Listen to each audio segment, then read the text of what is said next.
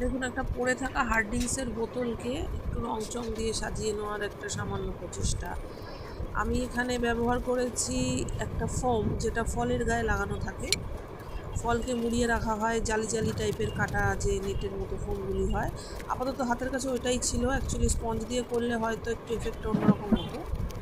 আমি এই স্পঞ্জের ব্যবহার প্রথমবার করছি। তুলি দিয়ে আগে অনেকবার রং করেছি, কিন্তু স্পঞ্জের ব্যবহারটা প্রথমবার করছি।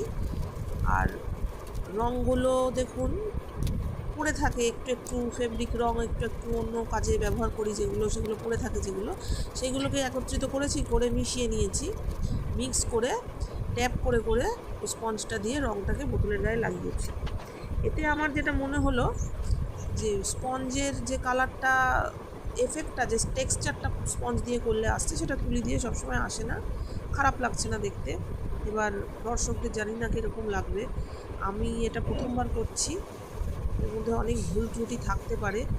আর ফট করে নিয়ে কাজটা বসে পড়েছি। আর ভিডিওটা প্রথম প্রথম করছি বলে ঠিক মোবাইলের স্ট্যান্ডের সাথে এই বোতলটা যে মানে যে কাজটা করছি সেটার যে অ্যালাইনমেন্টটা, সেটা একটু আমার ভুল হয়েছে, যে কারণে পুরো জিনিসটাকে ভালো করে ভিডিও করা মনে হচ্ছে খুব একটা ভালো করে হয়নি।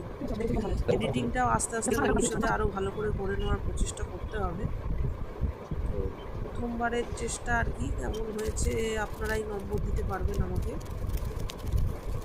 আরও বোতল জোগাড় করব কি নিজের কাছে থাকলে সেগুলো। বোতল আর্টটা এখনকার দিনে খুবই প্রচলিত একটা আর্ট। এই কাজ অনেকেই করে থাকেন, এই ধরনের শিল্পকর্ম। তো আমারও বেশ ভালোই লাগে।